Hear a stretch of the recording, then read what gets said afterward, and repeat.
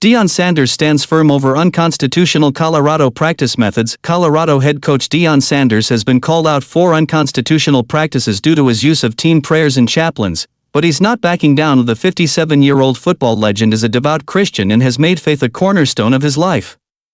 Since taking over in Boulder, Sanders has woven faith-based elements into the team's routine and culture. Chaplains like Pastor Dewey Smith have been brought in by Sanders to motivate and guide the Buffaloes during the season.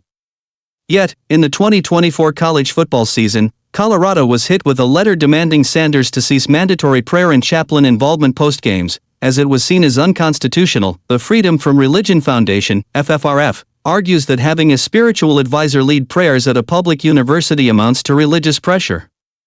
They assert this infringes on the rights of players and staff who might not align with those religious views. This isn't Sanders' first clash with the FFRF.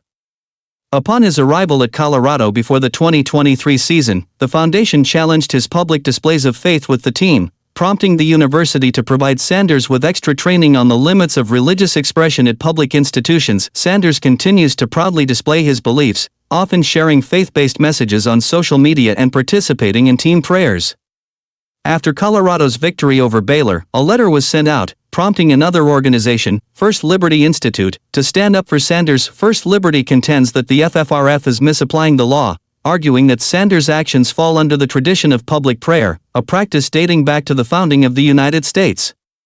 They point to the long-standing precedent of chaplain programs in public spaces, including locker rooms, as part of America's religious culture. In 2022, the U.S. Supreme Court ruled in favor of a high school football coach who prayed on the field after games, deeming his actions as private expression.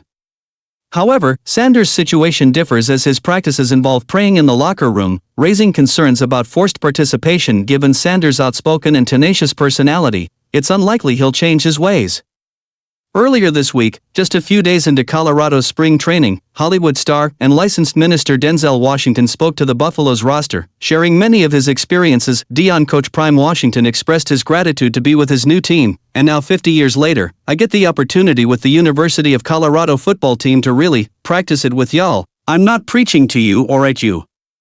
I'm sharing my experience with you.